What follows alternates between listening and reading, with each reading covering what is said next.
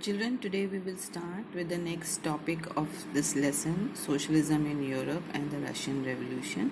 We look into the revolution of October 1917. Okay, so we'll go ahead after the February Revolution. Now it is October 1917. Children, now let us recap what happened in February Revolution. After the February Revolution, we see restrictions on public meeting and associations were removed, and lots of councils like the Soviets, Petrograd Soviet was set up everywhere, and factory committees were set up.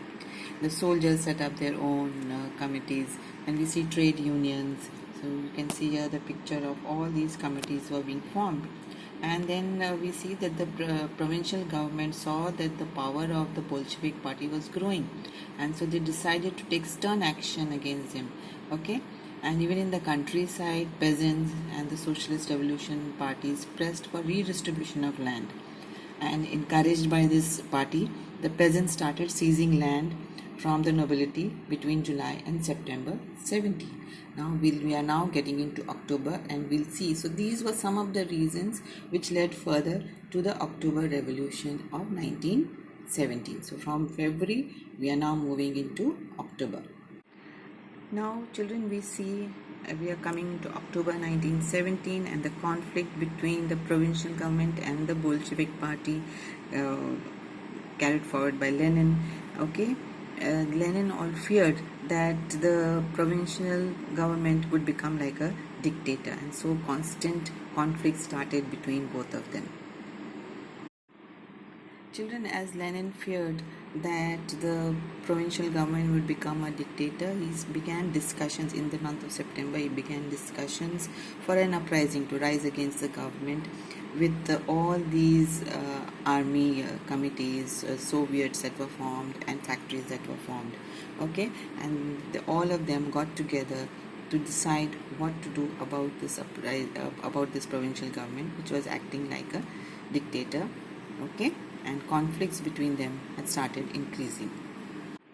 In October 16th, 1917, Lenin persuaded the Petrograd Soviet and the Bolshevik Party to come together and just remove this provincial government and establish a socialist form of government in the country.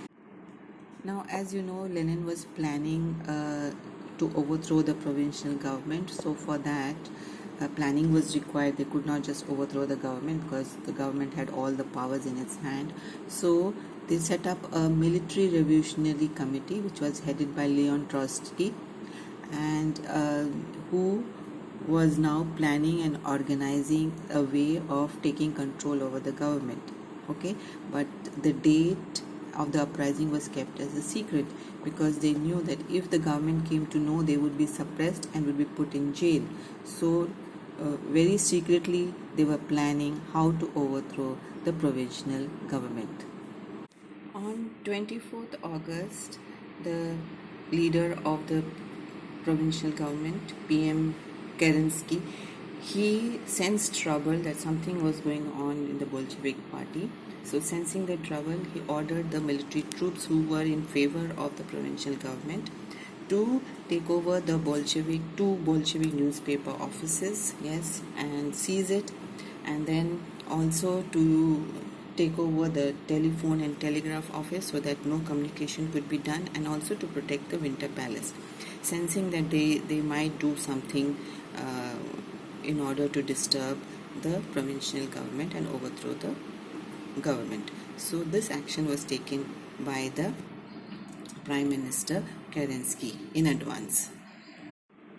Children, as I told you that the Prime Minister acted fast and took actions and ordered the troops to seize the newspaper offices of the Bolshevik party and to take control of the telephone and telegraph and protect the Winter Palace. But the military revolutionary committee that was formed had many supporters in the army. Okay, and they also acted very fast. So what did they do? They told their supporters to seize all the government offices. Okay, and all this was happening in Petrograd. Okay, and they also asked the military to sail the ship. This ship was called a ship Ora in the river Neva. As you know, Petrograd river, there was a river called Neva, and on that they sailed the ship. So the entire military was there. They arrested all the ministers and took control over the entire city by night.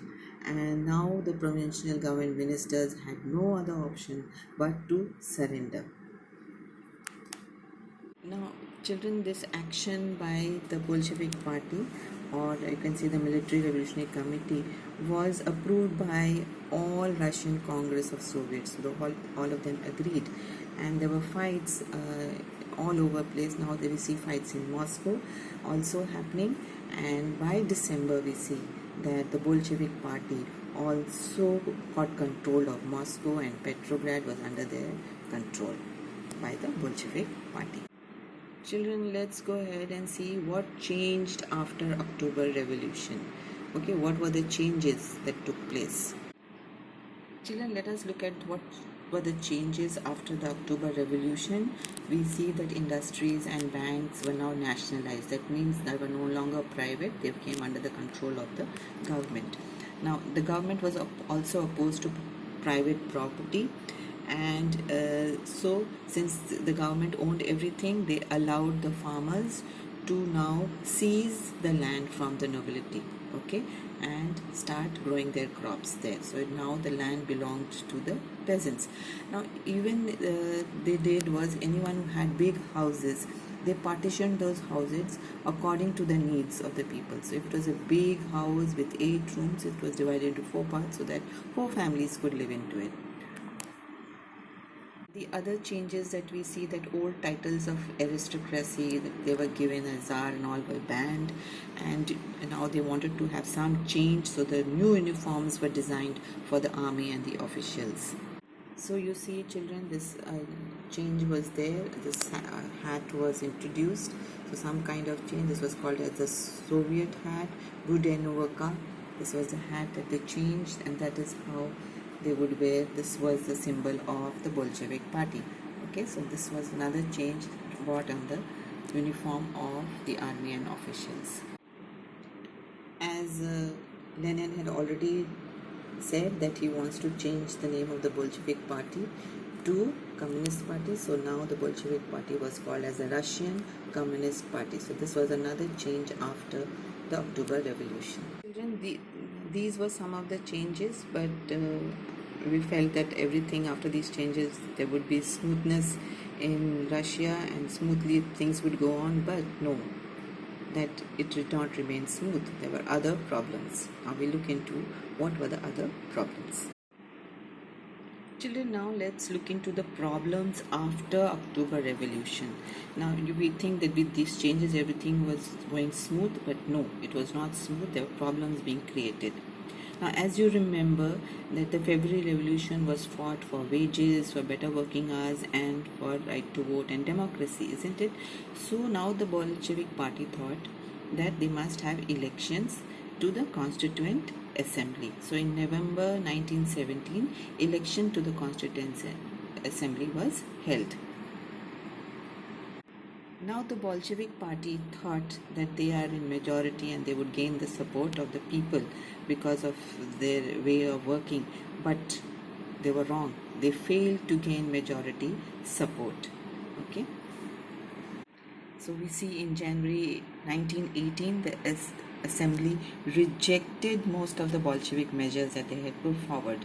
Now Lenin had but no option, and he was much smarter, and what did he do? He dismissed the assembly, giving the reason that this assembly was elected in uncertain conditions and the Russian Congress of Soviets was more democratic, so they will be now ruling the country.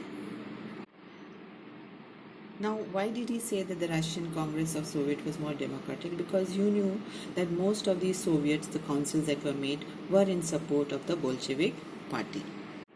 So children, you see, despite opposition from various other people, the Bolshevik Party went ahead in March 1918 and they made peace with Germany a city called Brest-Litovsk.